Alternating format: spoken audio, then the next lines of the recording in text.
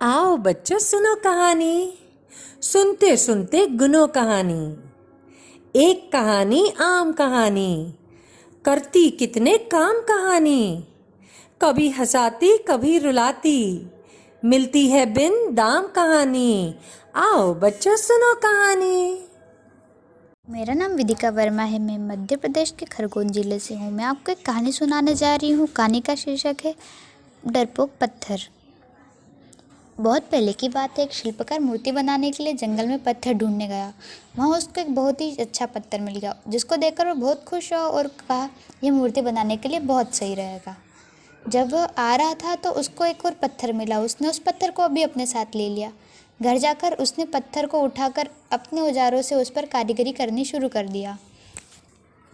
औजारों की चोट जब पत्थर पर हुई तो वह पत्थर बोलने लगा कि मुझको छोड़ दो, मुझे इससे बहुत दर्द हो रहा है। अगर तुम मुझ पर चोट करोगे तो मैं बिखर कर अलग हो जाऊंगा। तुम किसी और पत्थर पर मूर्ति बना लो। पत्थर की बात सुनकर शिल्पकार को दया आ गई। उसने पत्थर को छोड़ दिया और दूसरे पत्थर को लेकर मूर्ति बनाने लगा। वह पत्थर कुछ नहीं बोला। कुछ समय में शिल्पकार ने उस पत्थर पर बहुत अच्छी भगवान की मूर्ति बना दी।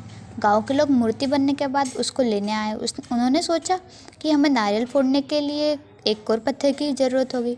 उन्होंने वहाँ रखे पहले पत्थर को भी अपने साथ ले लिया।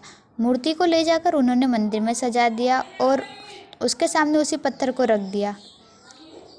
अब जब भी कोई व्यक्ति मंदिर में दर्शन करने आता तो मूर्ति को फूलों से पूजा करता, दूध से स्नान कराता और उस पत्थर पर नारियल फोड़ता।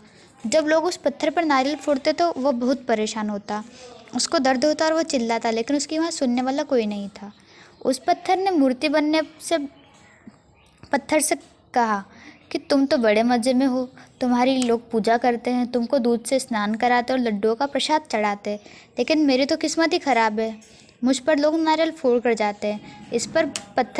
इस पर मूर्ति बने पत्थर ने कहा कि जब शिल्पकार तुम पर कारीगरी कर रहा था, यदि तुम उस समय उसको नहीं रोकते तो आज तुम मेरी जगह होते, लेकिन तुमने आसान रास्ता चुना, इसलिए अभी तुम दुख उठा रहे हो।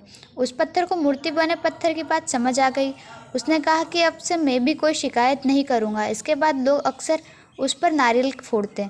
नारियल टूटने से उस पर भी नारियल का पानी गिरता और अब लोग मूर्ति को प्रसाद का भोग लगाकर उस पत्थर पर रखने लगे। धन्यवाद।